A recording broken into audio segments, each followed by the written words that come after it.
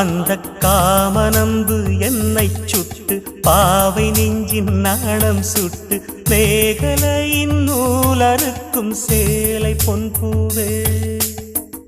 விண்ணியது தாமரை வண்டு தொடும் நாளிலா பாவை மயில் சாயுதே மன்னவனின் மார்பிலோ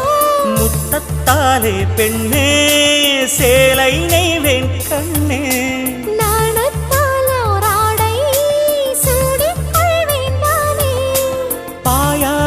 அடி சொல்லாதே பஞ்சனை புதையல் ரகசியமே சாய்ந்தாடும் சங்கில் துளி பட்டாலும் முத்தாகிடும் முத்துண்டே செம்பூவே